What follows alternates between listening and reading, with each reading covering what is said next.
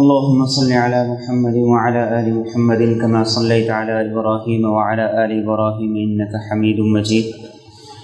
اللهم بارك على محمد وعلى آل محمد كما باركت على إبراهيم وعلى آل إبراهيم إنك حميد مجيد. قال الله تبارك وتعالى في القرآن المجيد والفرقان الحميد: أعوذ بالله من الشيطان الرجيم. بسم الله الرحمن الرحيم. والفجر وليال عشر والشفع والوتر والليل إذا يسر هل في ذلك قسم لذي حجر. وقال النبي صلى الله تعالى عليه وسلم: أفضل أيام الدنيا أيام العشر، أو كما قال عليه الصلاة والسلام. اللهم صل على سيدنا ومولانا محمد وعلى آل سيدنا ومولانا محمد وبارك وسلم وصل عليه. اللهم صل على سيدنا ومولانا محمد وعلى آل سيدنا ومولانا محمد وبارك وسلم وصل عليه. اللهم صل على سيدنا وسيد ساداتنا وسيد عاداتنا وحبيبنا وحبيب ربنا وصمدنا وأجملنا وأكملنا وأحسننا وأرفقنا وأعلانا وأولانا وأزكانا وأتقانا محمد صلى الله عليه وعلى آله وأهله وذرياته وصحابته ومن تبعهم بإحسان إلى يوم الدين. میرے اور آپ کے نبی صلی اللہ تعالیٰ علیہ وسلم کی ذات مبارکہ اللہ کا ایک ہمارے لیے عظیم احسان ہے، اور آپ اللہ کی وہ عظیم نعمت ہیں کہ آپ کی برکت سے، آپ کے وسیلے سے امت کو اتنی نعمتیں ملی ہیں، اتنے امت پہ انعامات ہوئے ہیں جن کی گنتی اور شمار ممکن نہیں. اور اس سے بڑا انعام اس امت پر اور کیا ہو کہ اللہ رب العزت نے اس امت کو عمر تھوڑی عطا کی ہے، اوسط عمر ہے 60-70 سال، لیکن اجر کے اعتبار سے یہ پہلی امتوں سے آگے بڑھ سکتی. اس امت کو اس سے بڑا اعزاز کو کیا ملے کہ کسی بھی امت پر جنت کو حرام کر دیا گیا ہے جب تک کہ آپ صلی اللہ علیہ وسلم کی امت، ہماری امت، ہم جنت میں نہ داخل. اور کسی بھی پیغمبر کو جنت میں داخلے کوئی بھی پیغمبر جنت میں داخل نہیں ہو سکتا جب تک کہ میرے اور آپ کے نبی صلی اللہ علیہ وسلم جنت میں داخل نہ ہو جائے. تو یہ کتنا بڑا اعزاز ہے. اور اسی کا آپ نے ایک حدیث مبارکہ میں تذکرہ کیا، فرمایا کہ تمہاری اور تم سے پہلے دو بڑی امتیں، یہودیوں اور عیسائیوں کی مثال ایسے ہے. ایک آدمی نے مزدور کو لیا اور اسے کہا کہ مزدوری کرو، میرے پاس کام کرو. تو کام کا وقت ہے صبح سے لے کر دوپہر تک. اس نے کہا کیا ملے گا؟ تو اس آدمی نے کہا کہ 1 قیراط، 1 دینار، 1 روپیہ، 1 ڈالر ملے گا. اس نے محنت کی، کام کیا، وقت پورا ہوا، اسے 1 قیراط مل گئی. پھر اس نے ایک دوسرے مزدور کو بلایا، اس نے کہا کہ تم کام کرو، تمہیں میں عصر تک کام کرو گے، دوپہر سے عصر تک کام کرو گے تو تمہیں 1 ڈالر دوں گا، 1 قیراط دوں گا. اس نے عصر تک کام کیا، اس نے اسے 1 قیراط دے دیا، 1 درہم، 1 دینار دے دیا، وہ بھی چلا گیا. پھر ایک تیسرے مزدور کو بلایا، اس نے کہا کہ تم ایسا کرو، عصر سے مغرب تک کام کرو، تمہیں میں 2 قیراط دوں گا، 2 ڈالر دوں گا، یا 2 روپے، 2 درہم دوں گا. اس کا وقت ختم ہوا، اسے 2 درہم ملے. پہلے 2 کو پتہ چلا تو وہ آئے، انہوں نے آ کے کہا کہ ہم نے زیادہ وقت لگایا، ہمیں اجرت اور مزدوری کم ملی. اس تیسرے نے کم وقت لگایا ہے، اس سے اجرت اور مزدوری زیادہ ملی ہے. تو وہ آدمی ان دونوں کو یہ کہتا ہے، یہ بتاؤ تمہارے ساتھ میں نے کوئی زیادتی تو نہیں کی؟ تمہاری خوشی سے تمہارے ساتھ یہ اجرت طے ہوئی تھی، اور تم نے کام کیا، میں نے تمہیں اجرت دے دی. اب اپنی خوشی سے تیسرے آدمی کو تھوڑے وقت میں نے تم سے دگنی اجرت دی ہے، تو اس میں مجھے اختیار ہے، تمہارا میں نے حق نہیں مارا. اللہ کے رسول صلی اللہ علیہ وسلم فرماتے ہیں کہ یہودیوں کی مثال اور ان کا دور ایسے ہی تھا، ان کی عمریں ایسے تھی جیسے صبح سے لے کر دوپہر تک. عیسائیوں کی مثال فرمایا ایسے ہے جیسے دوپہر سے لے کر عصر تک.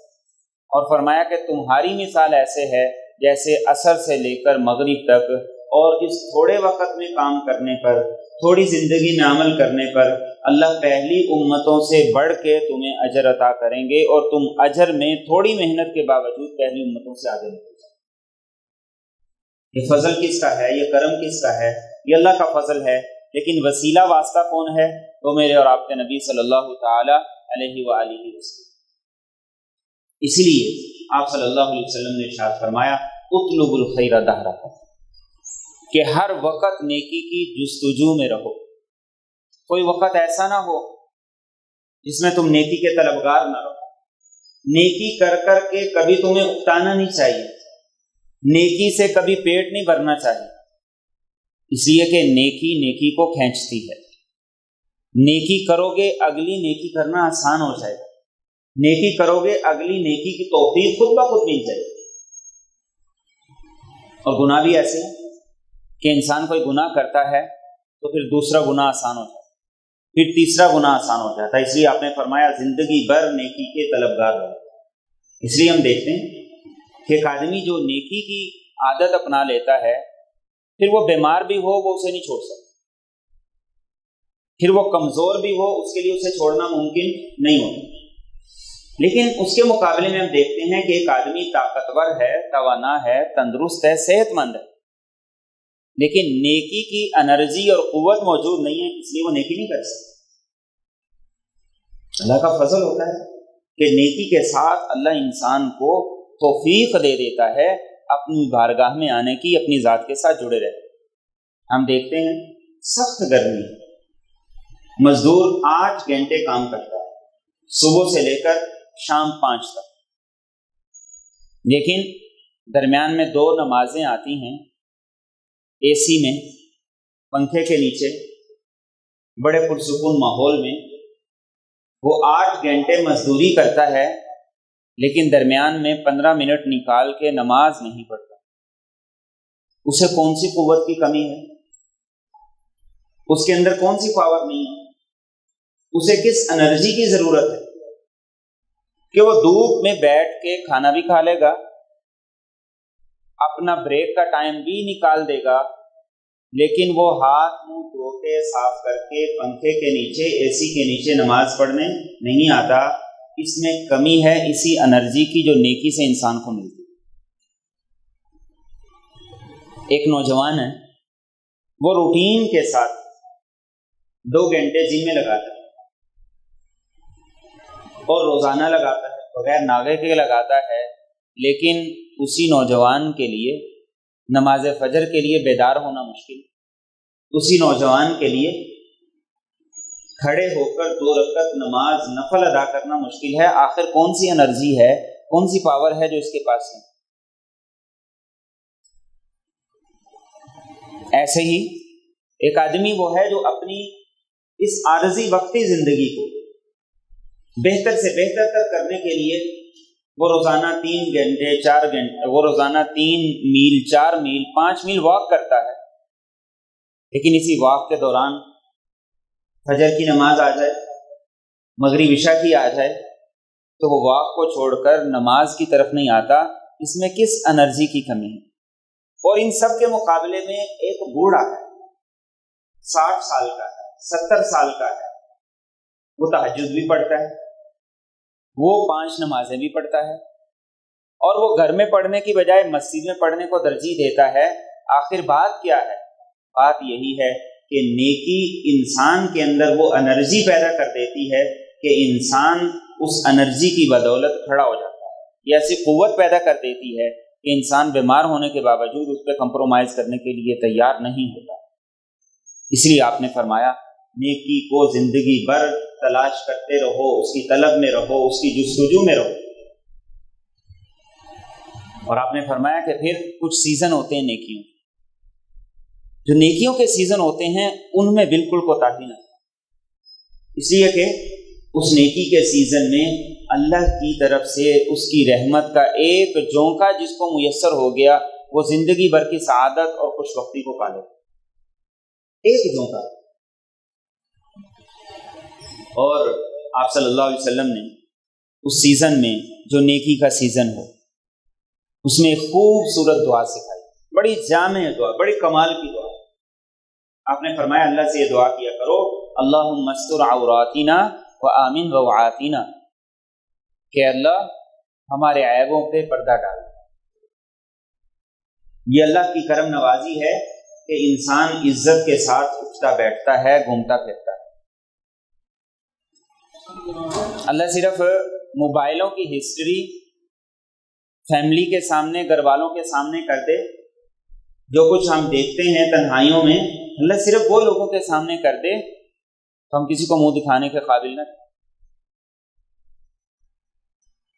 ہماری سوچ فکر، ہماری تنہائیوں کی گفتگو اللہ سامنے کر دے تو ہم کسی کو منہ دکھانے کے قابل نہ رہیں۔ فرمایا اللہ سے یہی مانگا کرو، اللہم استر عوراتنا، اللہ ہم پہ پردے ڈال کے رکھ، اللہ ہم تیری ستاری کے طلبگار ہیں، تو ہم پہ ستر پوشی فرما، ہمارے ساتھ ستر پوشی والا معاملہ فرما۔ اور دوسرا جملہ اس سے بھی بڑا ہی خوبصورت ہے، وآمن روعاتنا، اللہ سے مانگا کرو اے اللہ جو مشکل، جو مستقبل کے حوالے سے پریشانیاں، خیالات ہر وقت گھیرے رہتے ہیں، اے اللہ ان سے ہمیں امن عطا فرما۔ بس اوقات انسان زندگی بھر مستقبل کی، فیوچر کی پلاننگ کرتا رہتا ہے اور ان خطرات میں گھرا رہتا ہے، ایسا نہ ہو جائے، ویسا نہ ہو جائے، بچوں کے ساتھ نہ یہ ہو جائے، کاروبار میں یہ نہ ہو جائے۔ یہ وہ خطرات ہیں جو انسان کی زندگی کو اجیرن کر دیتے ہے۔ سب کچھ، کمی کسی چیز کی نہیں۔ مستقبل کے حوالے سے جو خطرات ہیں، فرمایا اللہ سے نیکی کے سیزن میں، دعا کی قبولیت کے وقت میں یہ مانگا کرو کہ اللہ ہمارے جو مستقبل کے حوالے سے، فیوچر کے حوالے سے، اپنی ذات کے لیے، اپنی اولاد کے لیے، اپنے بہن بھائیوں کے لیے جو خطرات ہیں، اے اللہ ہمیں ان سے امن عطا فرما۔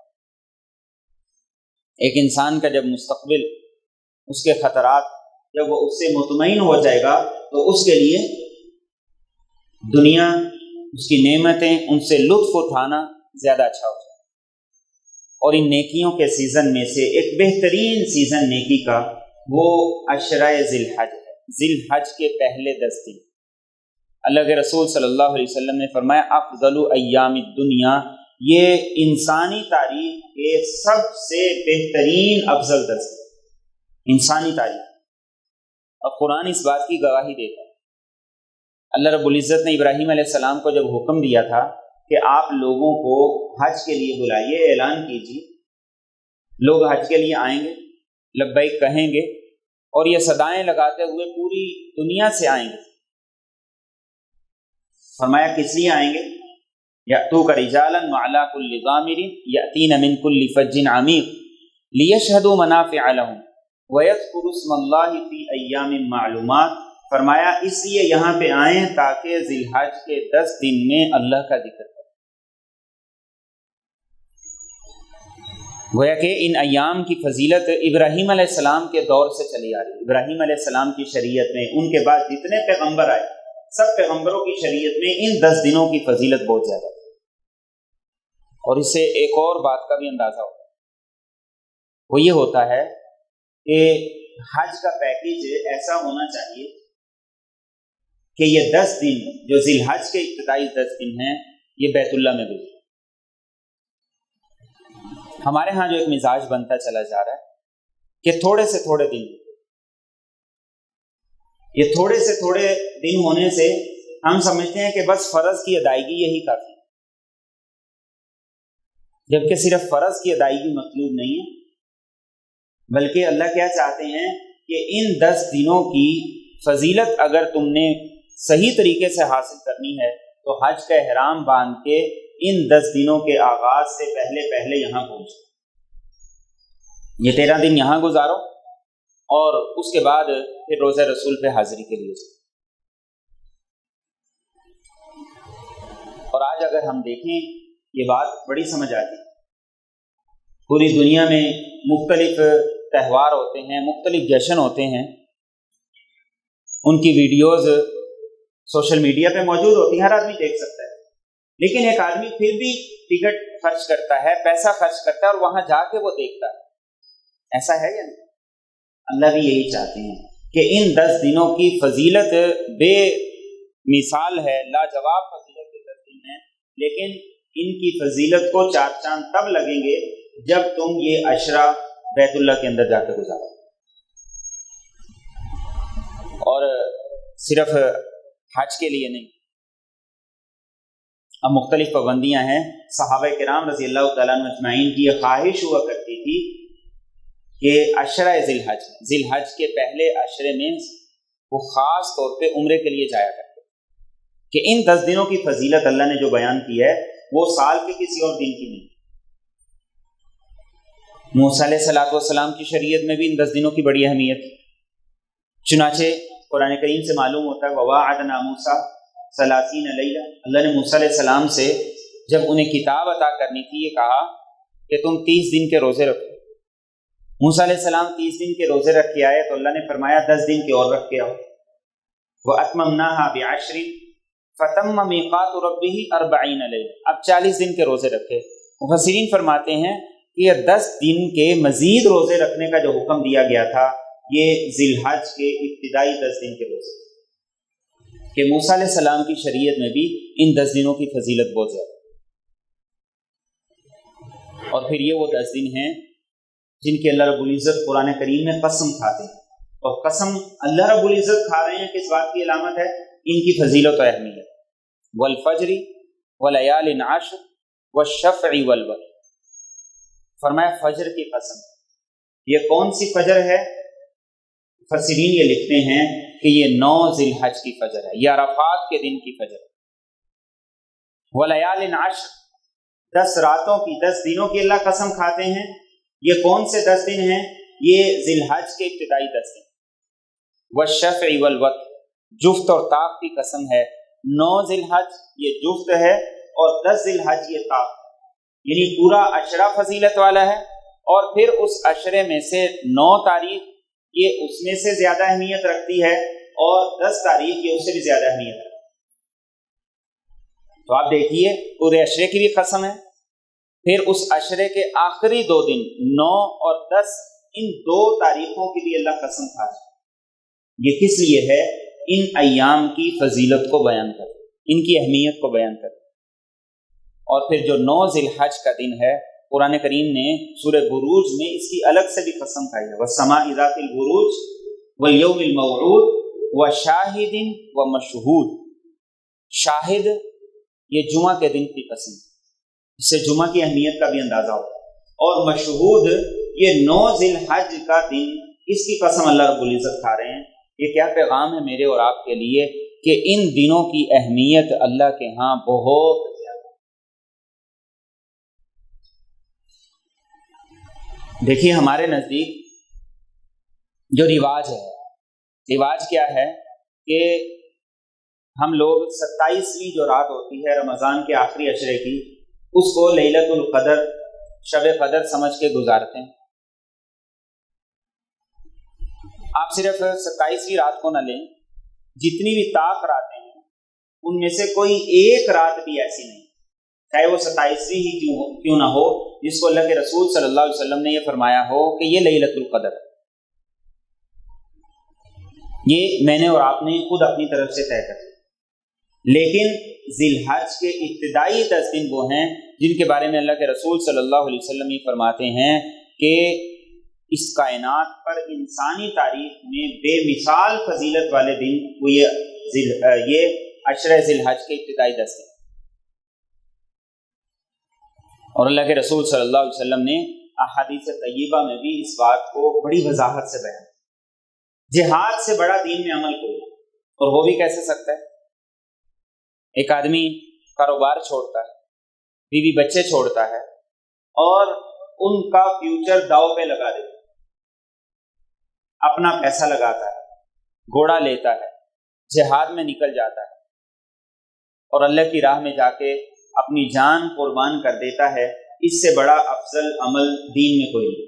اس لیے اللہ کے رسول صلی اللہ علیہ وسلم سے جب پوچھا جاتا تو آپ فرماتے افضل ترین عمل وہ جہاد ہے، اور فرمایا مجاہدین میں سے بھی بہترین مجاہد وہ ہے جس کے گھوڑے کے پاؤں کاٹ دیے جائے، جس کے گھوڑے کے پاؤں کاٹ دیے جائیں، وہ گر پڑے اور اس کو بھی کاٹ کر شہید کر دیا جائے، یہ بہترین مجاہد۔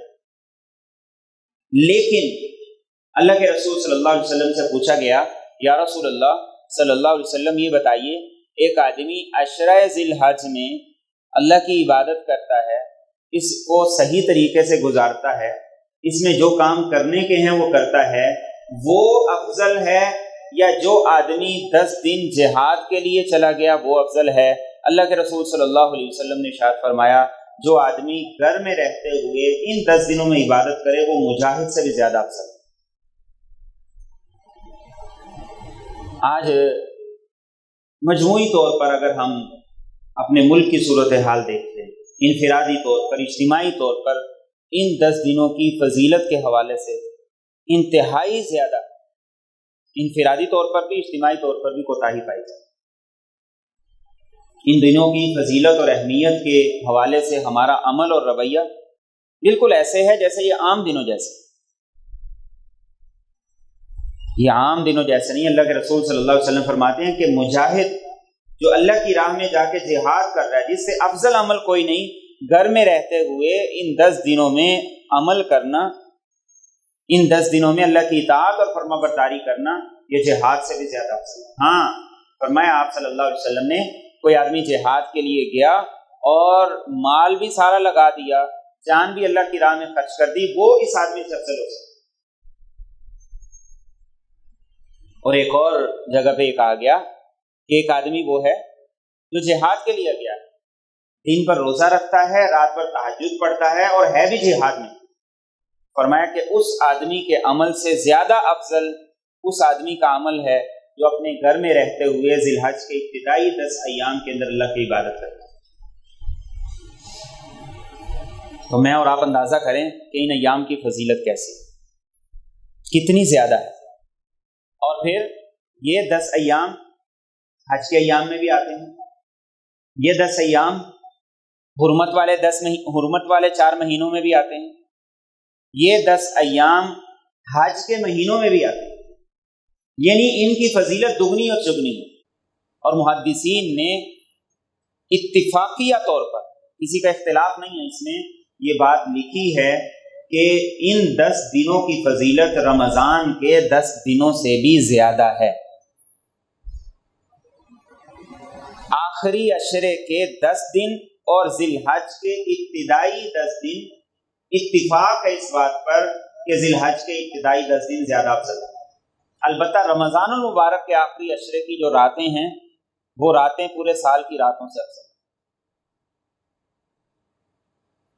اور کیوں نہ ہو کہ اللہ کے رسول صلی اللہ علیہ وسلم فرماتے کہ کسی آدمی کے عمل کی کوئی قدر نہیں، وہ ویلیو نہیں ہے، وہ اللہ کے ہاں مقام نہیں، اتنا پاکیزہ نہیں جتنا ان 10 دن کے اندر اس کا عمل اللہ کی بارگاہ میں قبولیت اور شرف پائے۔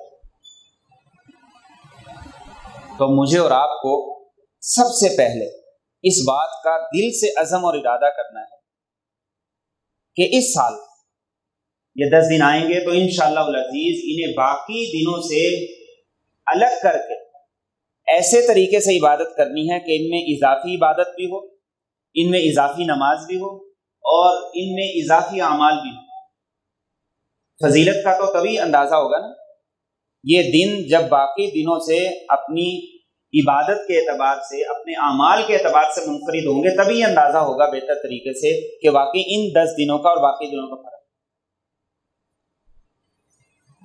اور اللہ کے رسول صلی اللہ علیہ وسلم سے صحابہ نے جو سنا کہ عشرہ ذی الحج کے دنوں میں سے ہر دن 1000 سال کے برابر فضیلت رکھتا ہے، 1000 سال کے برابر۔ اور حضرت انس بن مالک رضی اللہ تعالیٰ عنہ فرماتے ہیں کہ عشرہ ذی الحج کے جو 10 دن ہیں ان میں سے ایک دن کا روزہ جو آدمی رکھے گا اللہ رب العزت اسے 2 ماہ کے روزے رکھنے کا اجر عطا کرے۔ اور اسی لیے اللہ کے رسول صلی اللہ علیہ وسلم کا عمل کیا۔ میں یہ بات بڑی مرتبہ عرض کرتا ہوں کہ میرے اور آپ کے نبی صلی اللہ علیہ وسلم نے صرف بتایا نہیں، کر کے دکھایا۔ میرے اور آپ کے نبی انسانی تاریخ میں روئے زمین پر یہ واحد انسان کہ جنہوں نے کہا کم ہے کیا زیادہ۔ دنیا میں بڑے لیڈرز آتے ہیں، دعوے کرتے ہیں، باتیں کرتے ہیں، منشور پیش کرتے ہیں، اور ہر روز صرف باتیں ہی باتیں ہیں، لیکن میرے اور آپ کے نبی صلی اللہ علیہ وسلم نے عمل پہلے کر کے دکھایا۔ اور آپ کا عمل کیا تھا؟ سیدہ حفصہ رضی اللہ تعالیٰ عنہ روایت کرتی ہیں کہ اللہ کے رسول صلی اللہ علیہ وسلم جب ذی الحج کا مہینہ شروع ہو جاتا تو آپ جو ابتدائی 9 دن مسلسل روزے رکھتے تھے، اور ہمیشہ رکھا کرتے تھے، کبھی ناغہ نہیں۔ اس کے بعد 10واں دن، چونکہ وہ عید کا دن ہے، عید کے دن روزہ نہیں ہوتا۔ اللہ کے رسول صلی اللہ علیہ وسلم نے عید کے ایام میں، چاہے عید الاضحیٰ ہو یا عید الفطر ہو، روزہ رکھنے سے منع کیا۔ ہم نے اس دن بھی اپنی طرف سے ایک روزہ بنا لیا، اس کا نام دے دیا کہ جب تک قربانی نہیں ہوتی اس وقت تک یہ روزہ ہے، یہ روزہ نہیں۔ یہ تو صرف اس آدمی کے لیے ہے جس کی قربانی جلدی ہو جانی۔ چونکہ اس دور میں لوگ خود قربانی کرتے تھے، اس لیے ہر آدمی نماز پڑھتا تھا، قربانی کر لیتا تھا۔ اس لیے آپ نے فرمایا کہ سب سے پہلا کام عید کے دن، عید الاضحیٰ کے دن یہ ہونا چاہیے کہ تم اپنی قربانی میں سے کھاؤ، اس کے علاوہ کچھ نہ کھاؤ۔ لیکن جس آدمی کی قربانی ہونی ہے 1 بجے 2 بجے 3 بجے جا کے، یا دوسرے دن ہونی ہے یا تیسرے دن ہونی ہے، تو یہ حکم اس آدمی کے لیے نہیں۔ تو اللہ کے رسول صلی اللہ علیہ وسلم اس عشرے کی اہمیت اور فضیلت کیسے بتا رہے ہیں مجھے اور آپ کو؟ پورے 9 دن مسلسل روزے رکھے۔ اور سیدہ حفصہ فرماتی ہیں کہ آپ 10 محرم کا بھی روزہ رکھتے تھے۔ آپ ہر مہینے میں جو ایام بیض ہوتے تھے، چاند کی تاریخوں کے اعتبار سے جو 3 دن ہوتے تھے، 13 14 اور 15، وہ بھی روزے رکھا کرتے تھے۔ اور آپ صلی اللہ علیہ وسلم ہر سوموار اور جمعرات کا روزہ بھی رکھا کرتے تھے۔ اور پھر اللہ کے رسول صلی اللہ علیہ وسلم نے جو اعمال اس عشرے میں کرنے کے لیے بتائے، ان میں سے ایک بہترین عمل وہ یہ 9 روزے۔ لیکن آپ نے فرمایا کہ اگر کوئی آدمی 9 روزے نہیں رکھ سکتا تو اسے چاہیے کہ وہ 9 ذی الحج کا روزہ رکھے، اس لیے کہ مجھے اللہ کی ذات سے یقین ہے جو ایک روزہ رکھے گا اللہ اس کے ایک پچھلے سال کے اور ایک آنے والے سال کے گناہوں کو معاف کرے۔ ایک روزے پر 2 سال کے گناہوں کو اللہ معاف کرے، ایک پچھلے اور ایک آنے والے سال۔ بچوں کی بھی چھٹیاں ہیں، یونیورسٹی سے بھی ہو رہی ہیں، اس کے علاوہ عید کی چھٹیاں بھی ہیں، تو کوشش کیجئے کہ اس مرتبہ ذی الحج کے جو پہلے 10 دن، ان میں ہمارے گھروں کا ایک شیڈول ہونا چاہیے، معمول ہونا چاہیے۔ اور ایک بات اور میں بار بار عرض کرتا ہوں، خواتین کے جو قضا روزے ہیں ان کی طرف بھی توجہ کرنے کی ضرورت ہے۔ خواتین قضا روزے رکھیں، اور مرد اور بچے اگر ان کے قضا ہیں تو قضا رکھ لیں، نہیں تو کم از کم نفلی روزے رکھ لیں۔ عمل وہی مشکل ہے جس کو انسان نے کرنے کی نیت نہیں، جس کو انسان کرنے کی نیت کر لیتا ہے پھر گرمی سردی کو نہیں دیکھتا، پھر وہ اپنے راحت سکون کو نہیں دیکھتا، پھر وہ اپنی بیماری کو نہیں دیکھتا، پھر اپنے مسائل کو نہیں دیکھتا، کیونکہ اسے پتا ہے مجھے یہ کرنا ہے اور ہر صورت میں کرنا ہے۔ تو اللہ کے رسول صلی اللہ علیہ وسلم نے پہلا عمل کیا بتایا کہ 9 دن مسلسل روزے رکھو، اور نہیں رکھ سکتے ہو تو کم از کم 1 دن کا روزہ تو رکھو۔ اور دوسری بات جو آپ صلی اللہ علیہ وسلم نے ارشاد فرمایا کہ ان 10 دنوں کے اندر کثرت سے اللہ اکبر، لا الہ الا اللہ، اللہ اکبر وللہ الحمد، ان کلمات کا ورد کرو۔ صحابہ کیسے ورد کرتے تھے؟ حضرت ابو ہریرہ رضی اللہ تعالیٰ عنہ، عبداللہ بن عمر رضی اللہ تعالیٰ عنہ، ان 10 دنوں میں آپ مارکیٹ جایا کرتے تھے اور اونچی اونچی آواز سے ان کلمات کو پڑھا کرتے تھے۔ جب وہ پڑھتے تھے لوگوں کو بھی یاد آ جاتا تھا، لوگ بھی پڑھتے تھے۔ اور ابو ہریرہ رضی اللہ تعالیٰ عنہ فرماتے ہیں کہ جناب نبی کریم صلی اللہ علیہ وسلم کے دور میں ان 10 دنوں میں ہوتا کیا تھا، اور فرماتے ہیں کہ مسجد میں ایک آدمی تھوڑی اونچی آواز سے یہ تکبیرات پڑھتا تھا تو سارے لوگ پڑھنے لگتے، مسجد کے لوگ پڑھتے تھے، باہر تک آواز جاتی تھی، جس تک آواز جاتی تھی وہ اونچی آواز سے ان کلمات کو پڑھتا تھا، اور پوری وادی میں ان کلمات کی گونج ہوا کرتی تھی۔ آج ہم اپنی کوتاہی دیکھیں کہ یہ وہ باتیں ہیں جو رسول اکرم صلی اللہ علیہ وسلم نے واضح طور پہ فرمائی، دو ٹوک انداز سے فرمائی، لیکن ملک میں کہیں عمل نہیں نظر آتا، ہماری انفرادی زندگی میں عمل نظر نہیں آتا، اور وہ چیزیں جو آپ نے فرمائی ہی نہیں ہیں ہم ان معاملات میں بڑھ چڑھ کے حصہ لے رہے ہوتے ہیں۔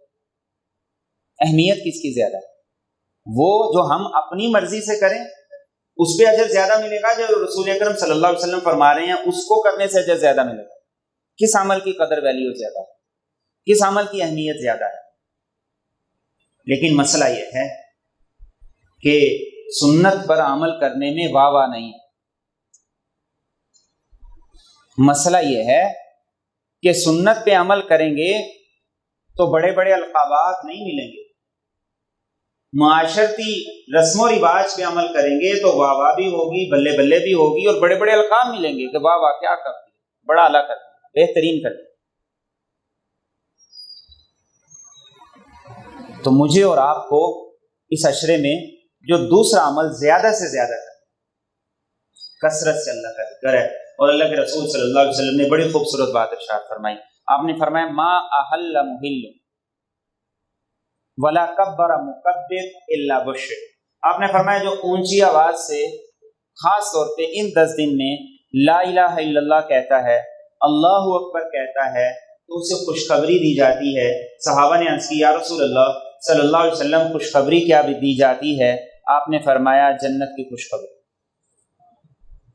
جنت کو لینا، پانا، حاصل کرنا کوئی مشکل کام ہے؟ ایک مرتبہ محبت کے ساتھ لا الہ الا اللہ کہو، فرمایا جنت کی خوشخبری، اللہ اکبر کہہ دو، جنت کی خوشخبری۔ کیسا خوبصورت دین ہے۔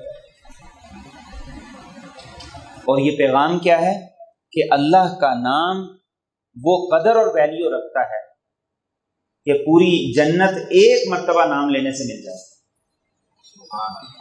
دنیا کی چیزوں کی قدر اور ویلیو کیا ہے؟ انسان بہت سا خرچ کرتا ہے پھر تھوڑا سا آتا ہے، فرمایا اللہ کے نام کی قدر اور ویلیو ہے کہ ایک مرتبہ جو آدمی زبان سے لے لیتا ہے، اللہ اس کے ایک مرتبہ لینے سے اسے جنت کا حقدار کرتا ہے۔ اور پھر ایک خاص عمل ہے جو لازمی اعمال میں سے ہے، وہ یہ ہے تکبیرات تشریق۔ اللہ کے رسول صلی اللہ علیہ وسلم سے ہمیں ان کی اہمیت کے بارے میں پتہ چلتا ہے۔ یہ وہ تکبیرات ہیں جو نمازوں کے بعد مرد بلند آواز سے پڑھتے ہیں، خواتین آہستہ آواز سے پڑھتے ہیں، 9 ذی الحج سے لے کر 13 ذی الحج تک۔ 9 ذی الحج کی فجر سے شروع ہوتی اور 13 ذی الحج کی عصر تک یہ تکبیرات ہر نماز کے بعد ایک مرتبہ، اللہ اکبر اللہ اکبر، لا الہ الا اللہ واللہ اکبر اللہ اکبر وللہ الحمد۔ ایام تشریق ہیں، ان میں یہ ایک اضافی عمل ہے جو ہر ایک کے لیے کرنا ضروری ہے، جو باجماعت نماز پڑھے اس کے لیے بھی، اور جو انفرادی طور پر اکیلے نماز پڑھے اس کے لیے تکبیرات تشریق ہے۔ اور اللہ کے رسول صلی اللہ علیہ وسلم نے فرمایا کہ جس آدمی نے قربانی کرنی ہے تو وہ ذی الحج کا چاند نظر آنے کے بعد نہ اپنے بال کاٹے نہ اپنے ناخن کاٹے۔ ذی الحج کا چاند نظر آنے سے پہلے بال بھی کاٹ لے، ناخن بھی کاٹ لے، اور پھر اس وقت تک یہ پابندی اس پر رہے گی جب تک وہ قربانی نہیں کر لے، چاہے قربانی اس نے 10 تاریخ کو خریدنی ہے، 9 کو خریدنی ہے، جب بھی خریدنی ہے، اور کرنی پہلے دن ہے، دوسرے دن ہے یا تیسرے دن ہے۔ ذی الحج کا چاند نظر آنے سے لے کر قربانی کرنے تک آپ نے فرمایا ناخن بھی نہ کاٹو، بال بھی نہ کاٹو۔ 2 حکمتیں، ایک حکمت یہ ہے کہ یہ دراصل ان لوگوں کے ساتھ مشابہت ہے جو حج پہ گئے، احرام کی پابندیاں بھی یہی ہیں، ناخن نہ کاٹو، بال نہ کاٹو۔ اور دوسری حکمت یہ ہے کہ ناخن کاٹنے میں کتنا ٹائم لگتا ہے؟ تھوڑا سا۔ کٹنگ کروانے میں کتنا ٹائم لگتا ہے؟ تھوڑا سا۔ یہ پیغام ہے کہ یہ دن اتنی اہمیت کے دن ہے کہ تمہیں بال کاٹنے کا جو ٹائم ملتا ہے وہ بھی اللہ کی عبادت میں لگاؤ۔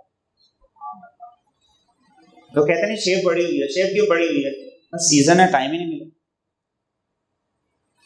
کٹنگ نہیں کروائی، بس یہ فارغ ہو جاؤں کام سے پھر اس کے بعد کرواتا ہوں۔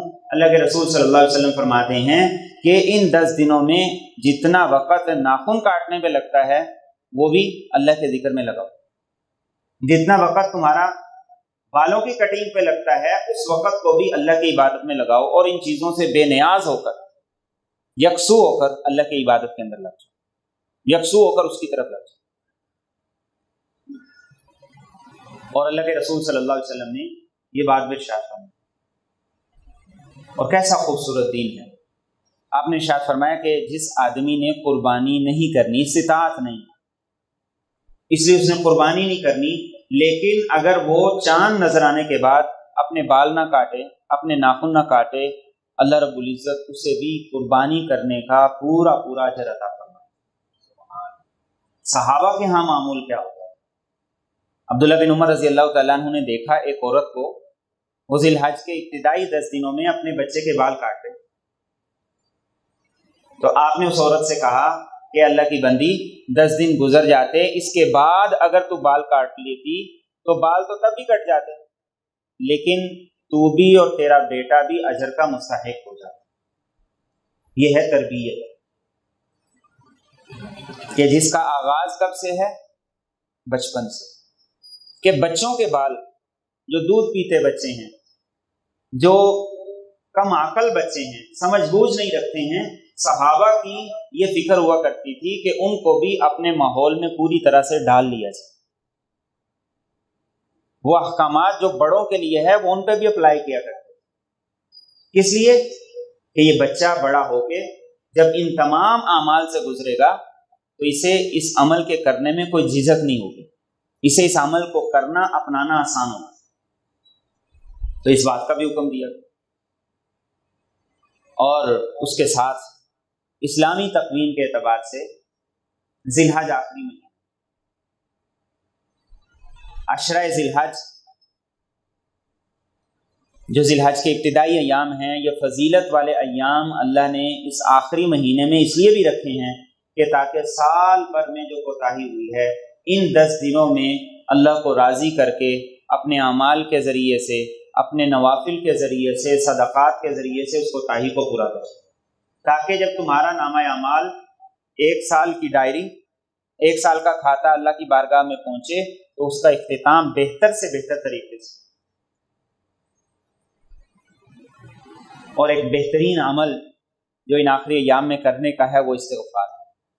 میرے اور آپ کے نبی صلی اللہ علیہ وسلم نے جیسی جد و جہد کی، تاریخ میں اس کی مثال کوئی نہیں ہے، لیکن جب آپ کے آخری ایام قریب آئے تو اللہ رب العزت نے کیا کہا؟ اذا جاء نصر اللہ والفتح ورأیت الناس يدخلون فی دین اللہ افواجا فسبح بحمد ربک واستغفر۔ کہ حبیب صلی اللہ علیہ وسلم، آپ کے دنیا سے رخصت ہونے کا وقت قریب آ چکا ہے، تو آپ 2 کام کثرت سے کیجیے، ایک تسبیح سبحان اللہ والحمدللہ، تسبیح کے کلمات ان کی کثرت کیجیے۔ حضرت عائشہ صدیقہ فرماتی ہیں کہ میرے اور آپ کے نبی صلی اللہ علیہ وسلم اس سورہ مبارکہ کے نازل ہونے کے بعد رکوع میں تسبیحات بڑی دیر تک کرتے رہتے تھے، سبحانک اللہم و بحمدک اللہم اغفر لی، یہ کلمات ہوتے، آپ بڑی دیر تک آپ رکوع طویل فرما دی، سجدہ طویل کر دی کہ اللہ کی طرف سے حکم آ گیا، بلاوا آ گیا۔ اور دوسرا کام کیا ہے؟ استغفار۔ استغفار کی کثرت جتنی زیادہ ہوگی، قیامت کے دن اللہ کے رسول صلی اللہ علیہ وسلم فرماتے ہیں سب سے زیادہ خوشی اس آدمی کو ہوگی جس کے نامہ اعمال میں استغفار کی کثرت ہوگی۔ گویا استغفار سے انسان کے گناہوں کے داغ دھلتے چلے جاتے ہیں۔ تو سب سے زیادہ خوش آدمی نامہ اعمال کو دیکھ کے وہ ہوگا جس کے نامہ اعمال میں استغفار کی کثرت ہے۔ تو بے مثال فضیلت والے 10 دن، یہ ذی الحج کے ابتدائی 10 دن، جس کے بارے میں قرآن کی کئی آیات ہیں، میرے اور آپ کے نبی صلی اللہ علیہ وسلم کے فرامین۔ تو اس بات کی کوشش کیجیے کہ خود بھی اور گھر کا ماحول بنا کر ان 10 دنوں کو باقی 10 دنوں سے زیادہ عبادت کر کے ہم اپنے گھر کو بھی آباد کریں، مسجد کو بھی آباد کریں۔ اللہ مجھے اور آپ کو صحیح فہم اور عمل دے۔